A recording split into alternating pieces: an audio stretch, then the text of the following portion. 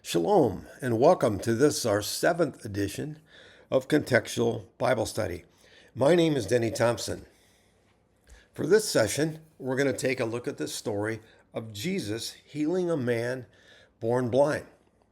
I'm going to allow a few minutes at the end of this teaching to relate an incident from my life relating to sight. This will probably be the only time I do something like that.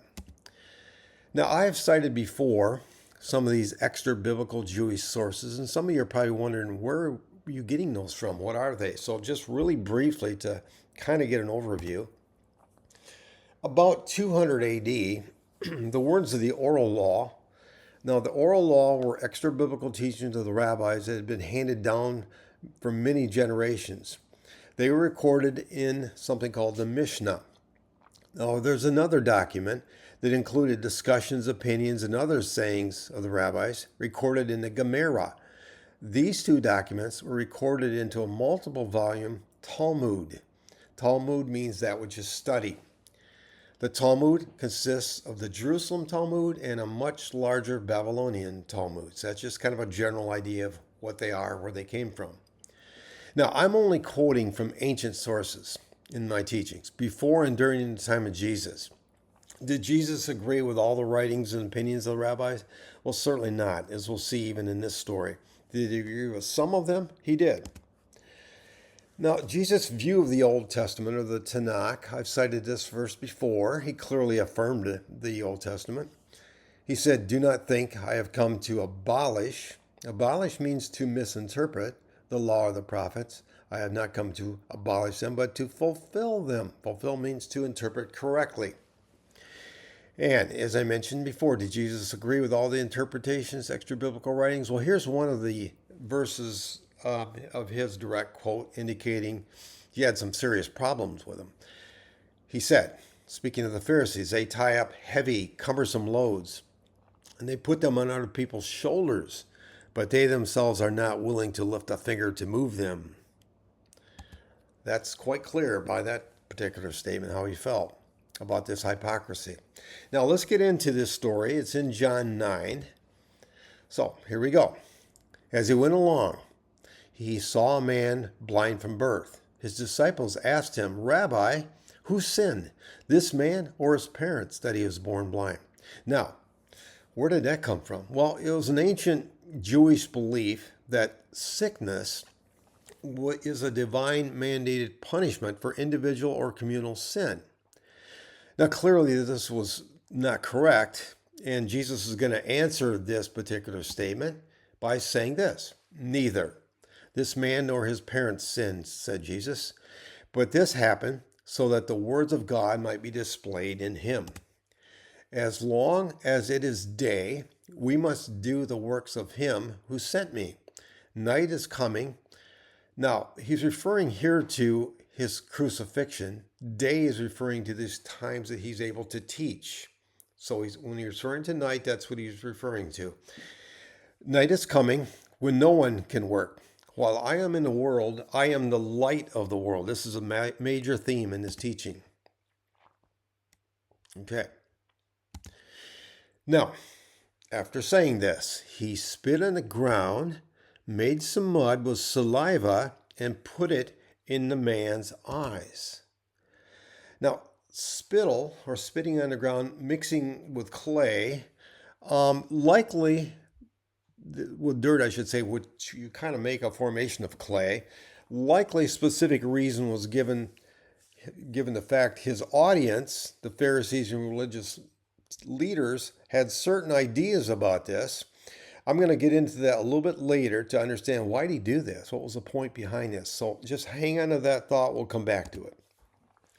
"Go," he told him, "wash in the pool of Siloam." This word means sent.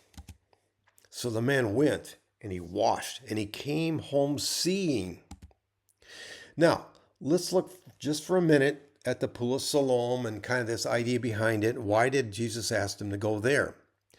Now, if you look to the right, you'll see where it says Gihon Spring in that little blue dot. The Gihon Spring, I mentioned in a previous one on teaching about Jerusalem, but it was a spring that went underneath the city of David and become their major source of water. Now, a spring is also considered to be what we call living water.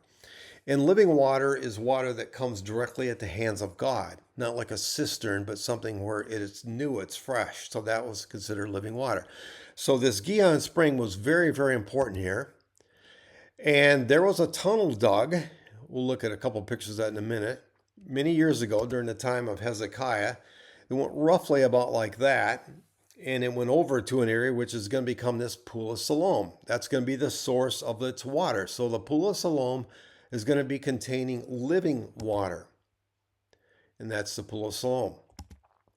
Now, back in this time period, there was something important called a mikvah. Now, in order to worship at the temple and to do other religious activities, the Jews had to ritually purify themselves by bathing in something called a mikvah. And that only could be something that had a certain degree of living water in it.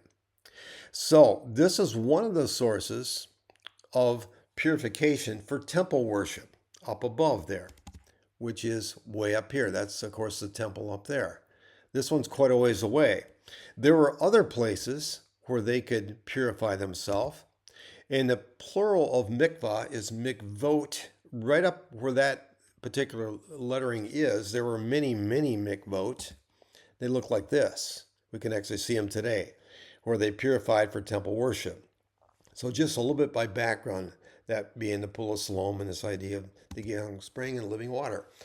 Now, I showed you this picture before, but even back in 1915, we couldn't see David's city. We couldn't see the Pool of Siloam. It was all covered because Israel had really been abandoned for many years. There was not close attention paid. You can see up above, that would have been, that was the Temple Mount at one point. So back to David's city again. Let's look at it a little bit closer. The Pool of Siloam, it was not discovered until the year 2004. They didn't know where it was. What happened?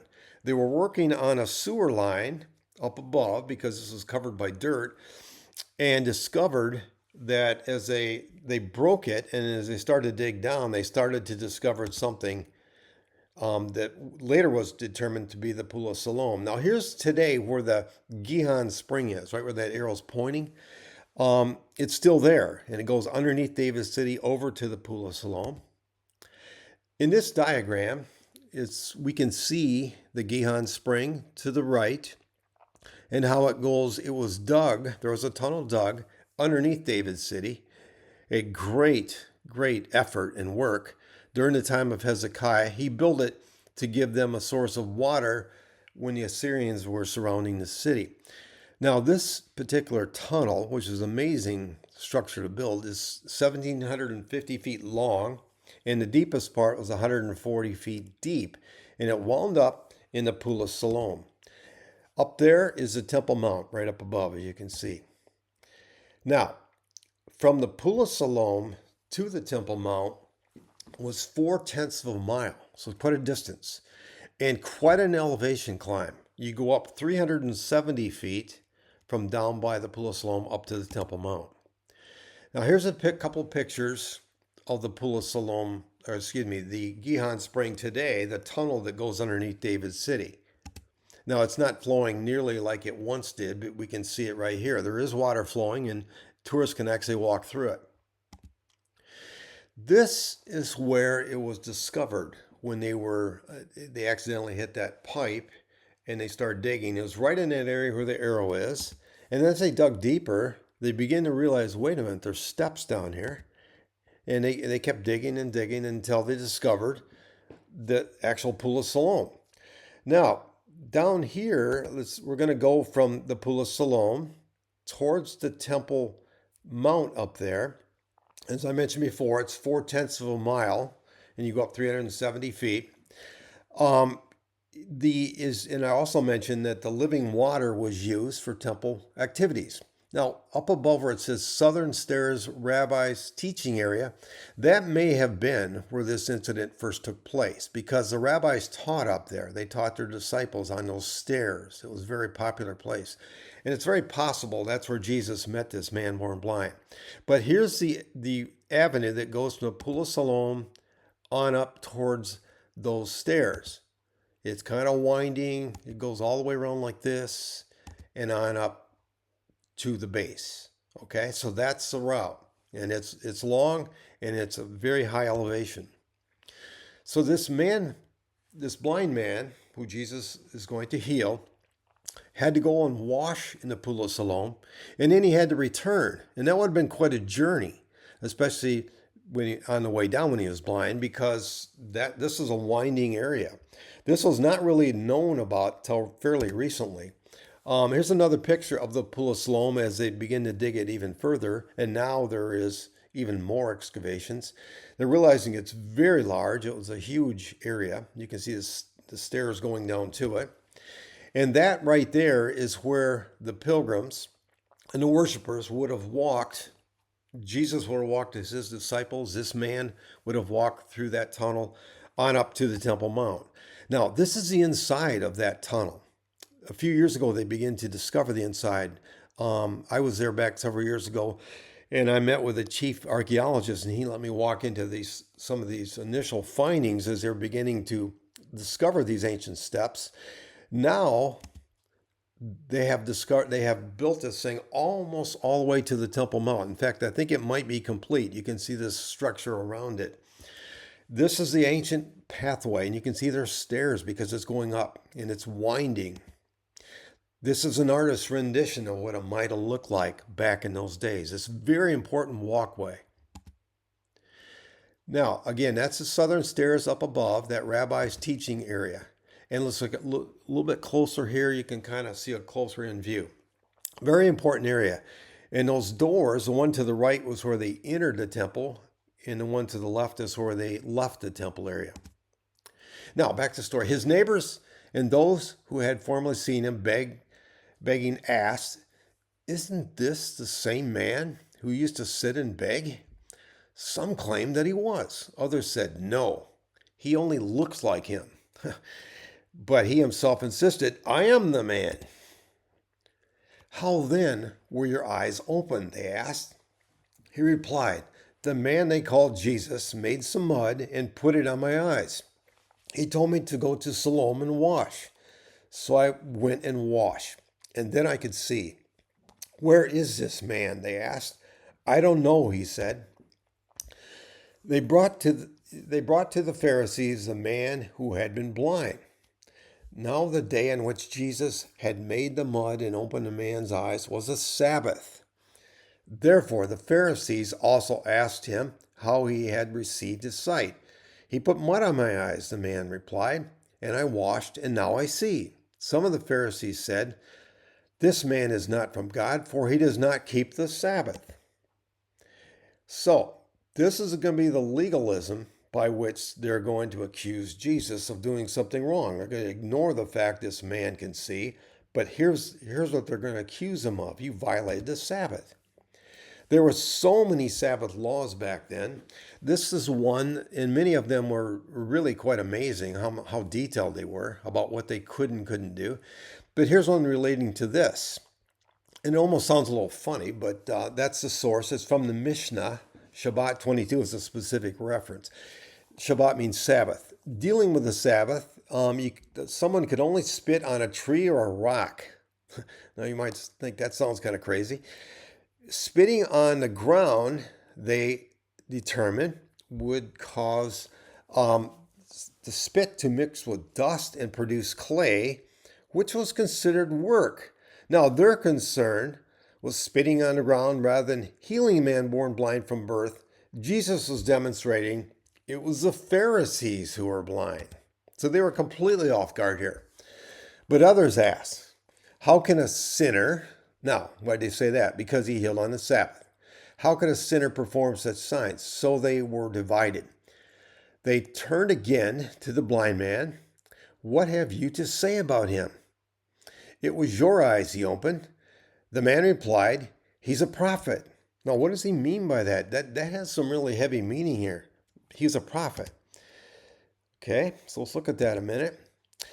Now, Moses back in Deuteronomy said, this is a very important reference, verse, the Lord your God will raise up for you a prophet like me from among you, from your fellow Israelites. You must listen to him.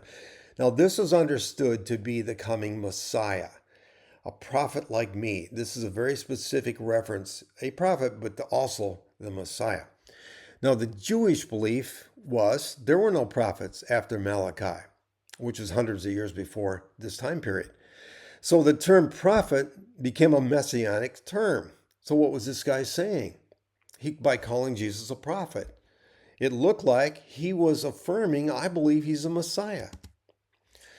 One of the prophecies about the coming Messiah said, in that day the deaf will hear the words of the scroll, and out of gloom and darkness the eyes of the blind will see. Clearly, this is a prophetic description of what's happening here. They still did not believe, and that he had been blind and had received his sight, until they sent for the man's parents. Is this your son? They asked. Is this the one you say was born blind? How is it that now he can see? We know he is our son, the parents answered. I guess that'd be obvious. And we know he was born blind. But how can he see now? Or who opened his eyes? We don't know. Ask him. He is of age. He will speak for himself. And the Bible indicates his parents said this because they were afraid of these Jewish leaders who were very legalistic, who already had decided that anyone who acknowledged that Jesus was the Messiah would be put out of the synagogue. That was why his parents said, he is of age, ask him. A second time, they summoned the man who had been born blind. Give glory to God by telling the truth, they said. We know this man is a sinner. He replied, whether he is a sinner or not, I don't know. One thing I do know, I was blind and now I see. Then they asked him, what did he do to you? How did he open your eyes? He answered, he's getting frustrated. Who wouldn't be at this point? I have told you already, and you did not listen. Why do you want to hear it again? Do you want to be his disciples too? Oh, then they hurled insults at him and said, they're really mad now. You are this fellow's disciple. We are disciples of Moses. We know that God spoke to Moses, but as for this fellow, we don't even know where he comes from. Now, this has a specific meaning here. And because the Pharisees had previously, for some time, accused Jesus of being illegitimate. They called him a mamzer.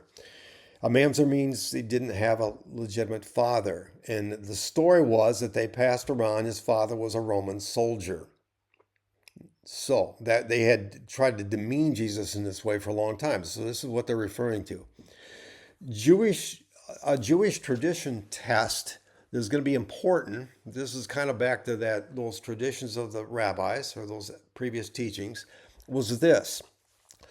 The firstborn son, spit or spittle, had healing powers, as if Jesus was saying, I am the firstborn of my father, the rightful inheritor.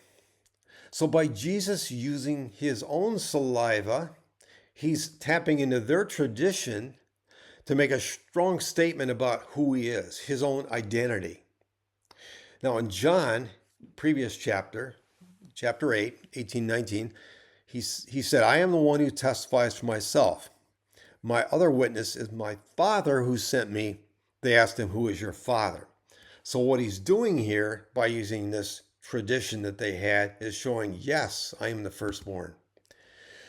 Now, the body was considered to be the dust of the earth, kind of like molded clay and spit saliva. Saliva contains our genetic code. In fact, in criminal scenes, they use saliva to determine the DNA of a person. So, in a sense, what all's going on here is hearkening back to this original creation of Adam, who was taken from the dust and God blew his breath into him. Jesus shows he's the Lord of the Sabbath. The mercy of God is greater than the traditions of men. By healing the blind man in this way, he proves he is the firstborn of the Father, the source of all healing. This is a foreshadow of Jesus' ultimate healing by his very genetics, of which each of us who follow him, that the healing will give us eternal life. we become a new creation. And of course, Paul said, if anyone is in Christ, the new creation has come. Now, the man answered, now that is remarkable. You don't know where he comes from, yet he opened my eyes. We know that God does not listen to sinners. He listens to the godly person who does his will. Nobody has ever heard of opening eyes of a man born blind. If this man were not from God, he could do nothing. To this they replied, you were steeped in sin at birth. Of course, that was that false belief about him being blind, being because of sin, and clearly not true. How dare you lecture us? And they threw him out. Jesus heard they had thrown him out. And when he found him, he said, do you believe in the Son of Man? Who is he, sir? The man asked. Tell me so that I may believe in him. Jesus said, you have seen him. In fact, he is the one speaking with you. Now, and we previously had that indication when he called Jesus a prophet that he was beginning to really believe Jesus is the Messiah. Now then the man said, Lord, I believe. And he worshiped him. Jesus said, for judgment I have come into this world, so that the blind will see, and those who will become blind. Now, some of the Pharisees who were with him heard him say this and asked, what? Are we blind too? And then Jesus said, if you were blind, you would not be guilty of sin. But now that you claim you can see, your guilt remains. Now, the Pharisees, out of their complete arrogance, they were basically saying Jesus' teachings could not be true since he did not affirm them. And they were upset. Now, clearly he did not. And in other situations, he referred to them as blind guides. You guys do not see. You are not seeing the truth. So we know that Jesus can open eyes so that one can see the truth and one can be healed and one can become saved. All right. Now I'm going to move into another part here, my story. And kind of before I get into it, I just want to mention something. And a little bit of a lead into my story. God answered a very specific prayer of mine. Okay. Now, I think, all of us have prayers many times that we've prayed very often. And sometimes we feel like God didn't hear me. He didn't answer. It seems like that was just wasted time. I just want to take a look at this image right here because I think it's amazing. Now, in Revelation 5:8, it says around the throne in heaven are these bowls of incense, 24 bowls of incense. Now, incense in the Bible, when it was burned and it went up, that smoke always represented prayers. So the incense represents prayers, which are the prayers of the saints. So in other words, God has around his throne all these bowls of incense of every prayer you and I have ever prayed. They're right around his throne. So when we don't think or understand or see an answer to the prayer, I think it's an important image to understand. It's right there. It's right by his throne. I think that's amazing. And we know that sometimes prayers are not answered. Even Paul prayed this. 3 times I pleaded with the Lord to take away from me this thorn in the flesh that he had. But he said to me, my grace is sufficient for you. My power is made perfect in weakness. Okay. So in not every time our prayers answered in the way we want them to be or think they should be, because God has a bigger idea, a bigger purpose, and he is all powerful and all knowing, of course. Now, I put this on here, kind of a perspective idea. A few of my years in teaching, I taught upper elementary, and one of the things we did was long division. So what is this? Why do I have this here? This is kind of our life compared to all of eternity, to put everything in perspective. So let's say an average lifespan is about 80, roughly about 80. If we divide 80 into all of eternity, what does that come out to? Well, it comes out to 0.0s that go on forever. So if we round it out, what is a lifespan compared to eternity? It's literally rounded off to zero. And we know that James, the brother of Jesus, said, "Why? You do not even know what will happen tomorrow. What is your life? You are a mist that appears for a little while and then vanishes." So I think it's important for us. We don't live like we're, ready to die and start eternity. That's not the important thing. But it is important, I think, to put things always in perspective. Now, I want to tell this story in my incident in my life. And so I'm going to do that. And I want to mention too, this is what happened to me is very minimal compared to what some of you watching this right now, things that have happened to you, maybe cancer, heart attacks, whatever. There's so many things. And I'm not trying to put my incident up there, it was this great thing I overcome, not at all. But I'm doing it for a reason because I promised God I would repeat this story. And I haven't done a great job of that, so I'm going to use this format to do this right now. Now, the year was 1959. I was 8, so I'm currently 73. And I was playing with a friend of mine by his house, and we had a pile of sticks that he was standing by the pile of sticks, and I was standing at a distance, making a kind of like an Indian teepee fire, putting them up into the air, angled against each other. And one of those sticks, when I looked up, it hit me in my left eye, and it really damaged it. It went right through the eye, just completely destroyed it. Then I, of course, went home, and my parents were just alarmed, and they took me to the hospital. I don't remember much after that because they put me right into surgery, and there was extensive damage. The surgery, because there was so much damage, caused my whole face to swell. And of course, I didn't know that at the time because I was under anesthesia. Now, I actually slept for a day and a half from the anesthesia. I didn't wake up until the second night. Then I woke up and I tried to open my eyes and I couldn't. And it was kind of like the eye that was destroyed is like it didn't exist. There was nothing. There was no light. There's nothing. It's like looking through your nose or your ear. It just didn't exist. And the other one is almost like if you close your eye, in fact, do that right now. Just close one of your eyes or both eyes and see how you can kind of see that kind of a little fuzzy thing. It's just a bit of light, but it's not total darkness. That's what I saw, but I couldn't open my eye. And I knew I was in a hospital because I could hear the sounds of the hospital. And I'd been in one before, so I realized that. And I also knew, and because I'd seen before, that in a hospital bed right behind it, there was a button you could press somehow, if I could find it, and I could get help. So I pressed it. And real quick, a nurse came in, and I asked her, I said, "Am I blind?"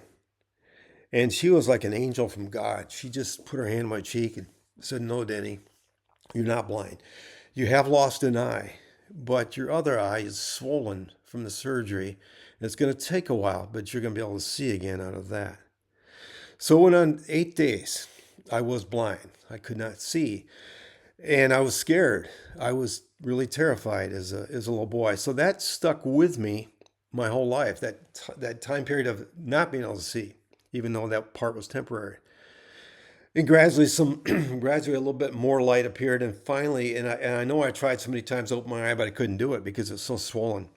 And then one day I finally could, and I could see light through my good eye. And that felt so much better.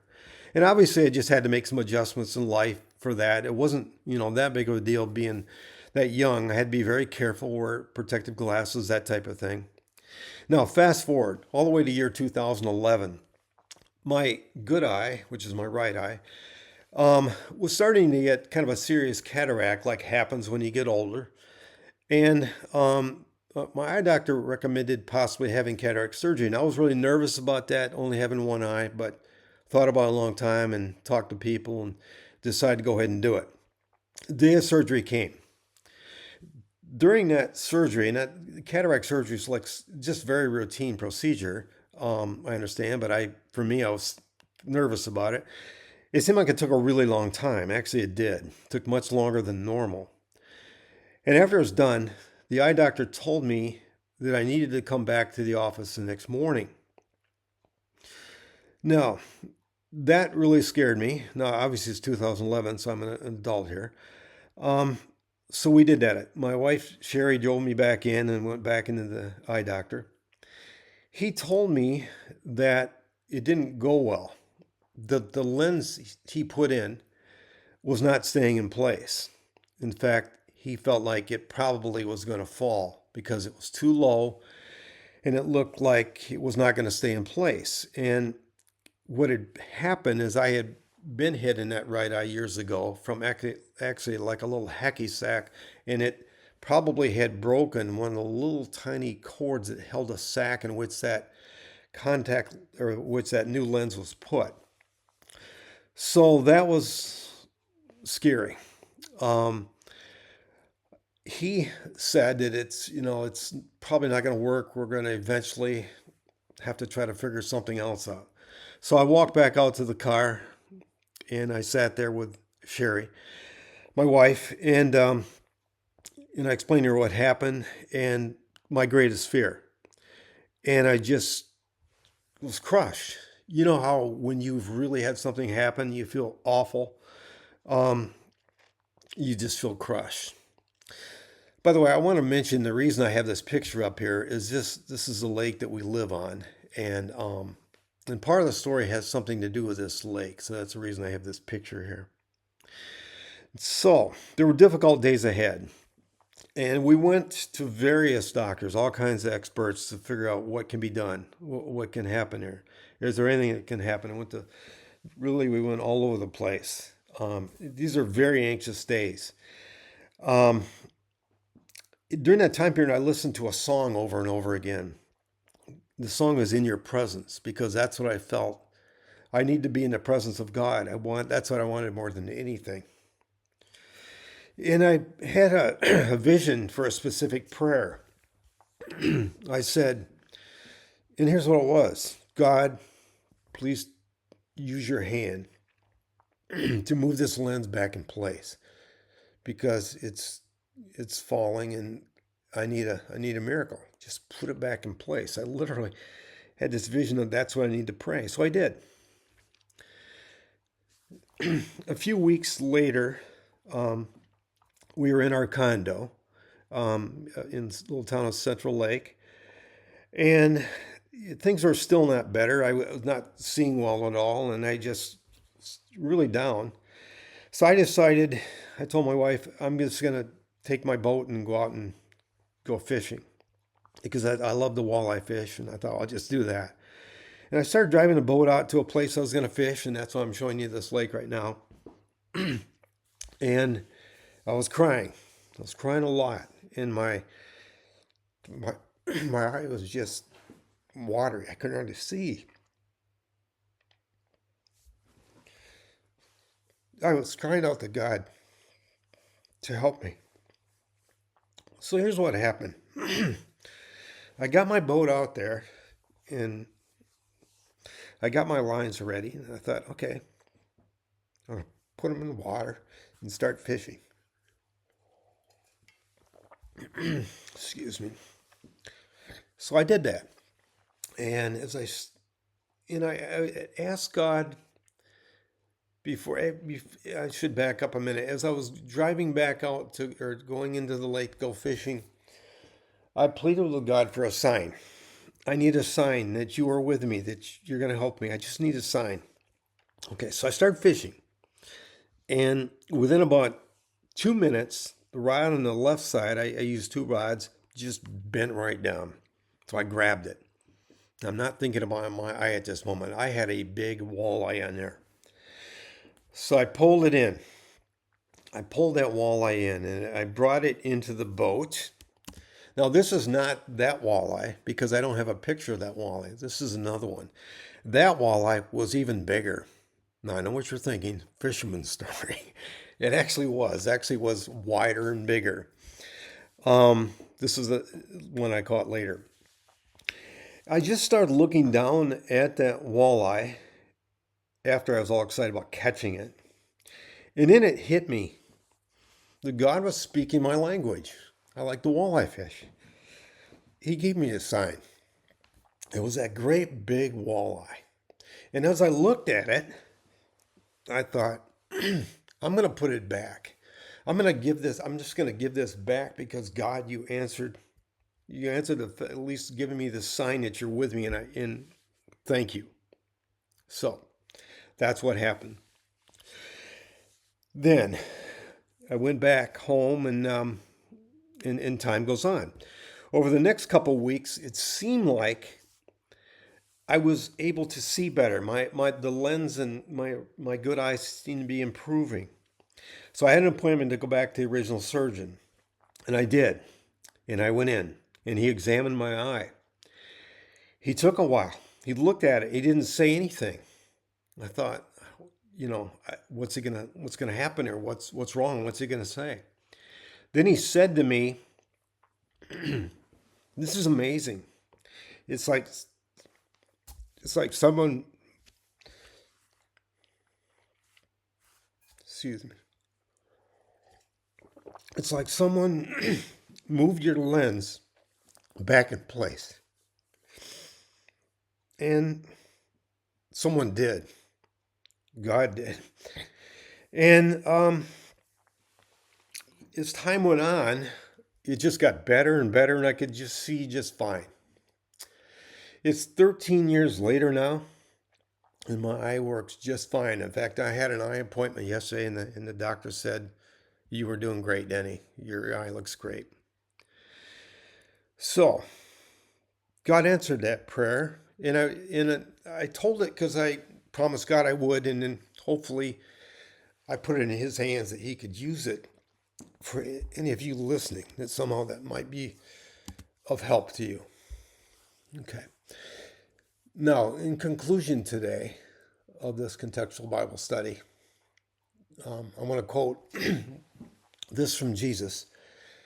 "I have told you these things so that in me you might have shalom, peace, from all the things that can happen to us, financial, physical, relationships.